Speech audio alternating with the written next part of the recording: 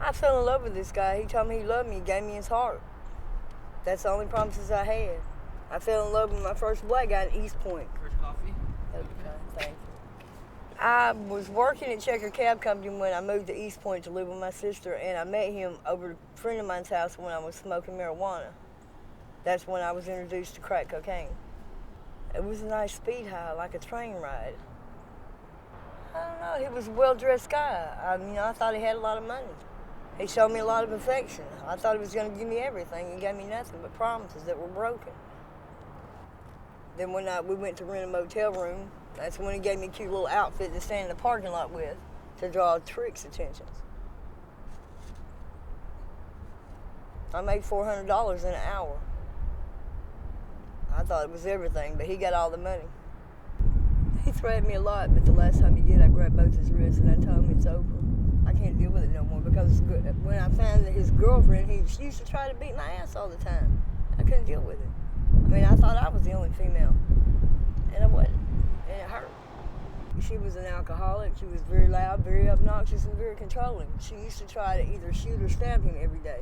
A friend of mine used to give people rides in East Point from the grocery store.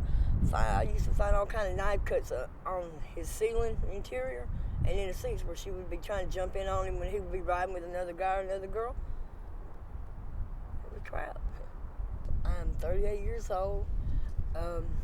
I went to the 11th grade.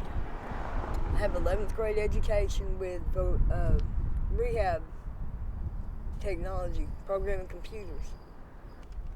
I'm a poet. Really? I'm a writer. Can you recite something? In your eyes I see a setting sun of a tomorrow that's yet to come. To be there and share it with you would be a heart and soul's desires come true. I got interested in poetry by a way to release my inner feelings of hurt because a girlfriend denied me her quiet mouth. She used to repeat everything I told her and I couldn't deal with that. So God taught me a way to release my inner feelings without having repeated. And how old were you? 16. I don't really read a lot of poetry. When I get into an emotion where I want to talk to somebody, I pray and God leads me to the words I write. I have a prayer that I wrote for my little girl, and it goes, God, I love you very much. Keep me in your tender touch. As I work, as I play, God be with me every day. Because I don't believe in teaching children under the age of 10 about death. As in, now I lay me down to sleep, I pray the Lord my soul to keep. So every time I see her, she recites it to me. She's 14. Does she know what you do? She just wants me home.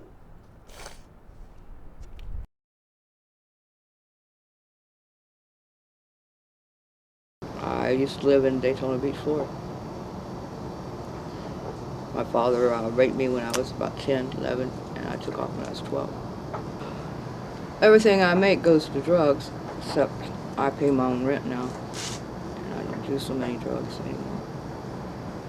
I regret meeting him and being around him very much so, because at first he's real nice, he takes care of you, and then he lets you lay up a couple of days, I ended up owing him some money, and then it just went on from there, And he had these other girls, and he was beating on them, and it was a bad deal all the way around.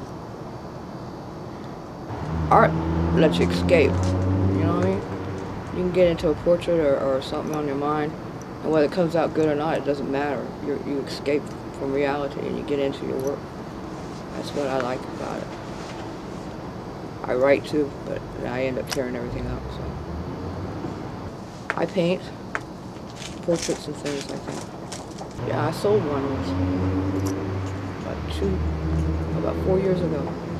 It was a lady, and she was bent over, so all you had was the torso, the tits and all that stuff was hanging down. It was really cool. And then I made one abstract of Felix the cat. Actually, I sold them both at the same time to the same person.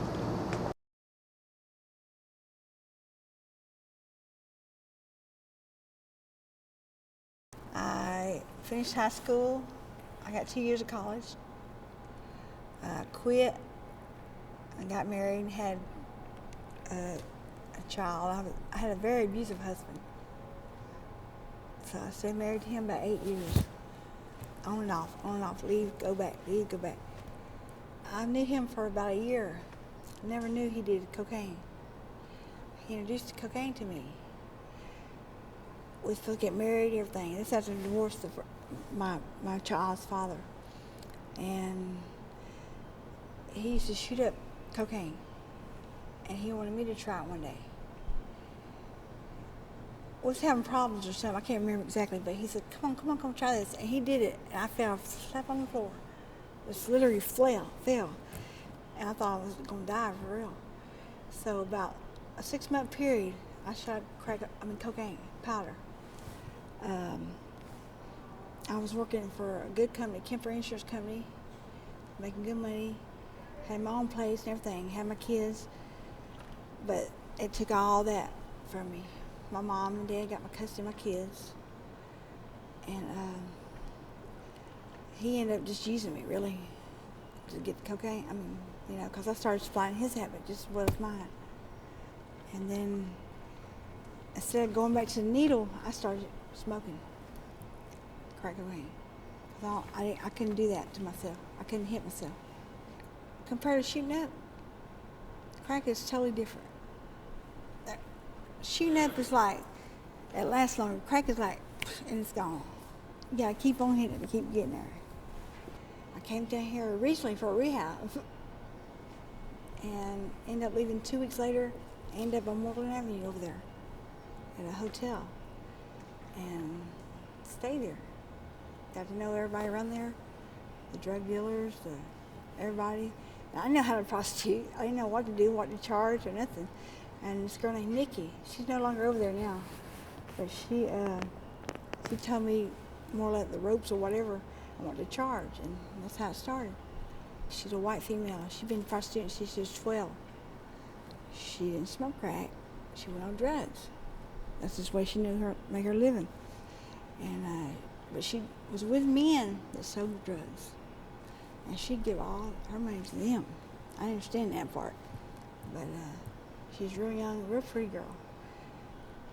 Well, see, my family's like disowned me because of the drugs, and especially messing with that in the hood, with black men. He was going to give me this and that, and we're going to get married, and all this and this and that, But this is in Mapleton now, or Smyrna, and we would come down here to get the powder in Atlanta. I never dreamed I was going to end up down here. That's what happened. It's like it got to the point where he abused me. He called me. He said he got where he wouldn't even come home. He'd go do whatever, then come in expecting me to go do whatever to get the cocaine to supply our habits. And that was messed up. I finally realized I was real suicidal. We was in his kitchen. I got a big old butcher knife. I was just to stab myself with it. And he pulled it away, and he called the ambulance and police and everything come out. I always wanted to dance. I like to dance.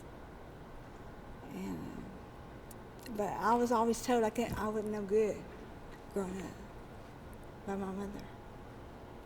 I never did nothing right.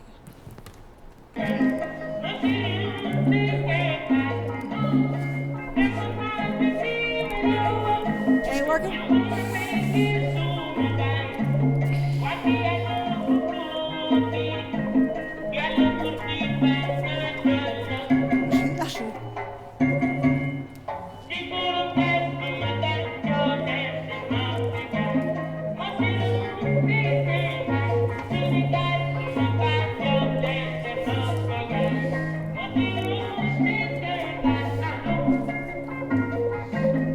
Smile, vampire.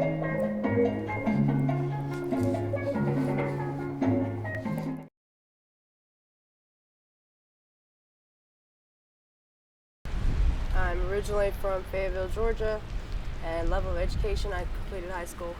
I graduated. I met him over at Chevron on North Avenue and Boulevard. He drove up, asked me to get in if I was cold, because during the time it was December, close to Christmas, and he asked me if, I had a place to stay, and I told him yeah.